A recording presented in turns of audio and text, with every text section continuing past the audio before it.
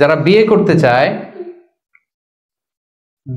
বিয়ে করে নিজের পাপ থেকে নিজেকে বাঁচাতে চায়, তাদেরকে সাহায্য করা আল্লাহ নিজের জন্য ওয়াজিব করে ফেলেছেন। 3 শ্রেণী আল্লাহ বলে, 3 ধরনের ব্যক্তিকে সাহায্য করা আমি আল্লাহর উপর ওয়াজিব। কয় শ্রেণীর? 3 শ্রেণী।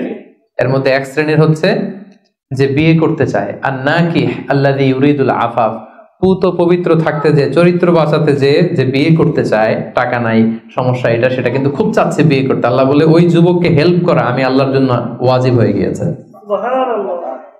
অনেকে বিয়ে করে না এই জন্য যে আগে ধনী হয়ে নেই, টাকা পয়সা কিছু হোক এরপরে বিয়ে করবো, কিন্তু ইসলামের সিস্টেম হচ্ছে আগে বিয়ে করো, এরপরে আমি আল্লাহ তোমার ধনী বানাই দেবো। ধনী বানায় দেয় কে?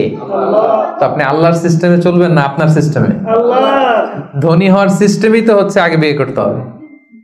সব সফল লোকেরা, ধনী লোকেরা দেখবেন যে আগে আগে বিয়ে করে ফেলছে। এজন্য আমরা যেন বিয়ে করে হালাল পন্থায় আল্লাহর দেয় যৌবনকে উপভোগ করি। হারামের সাথে যেন আমরা কখনো কোনোভাবে আপোষ না করি, সম্পর্ক না করি।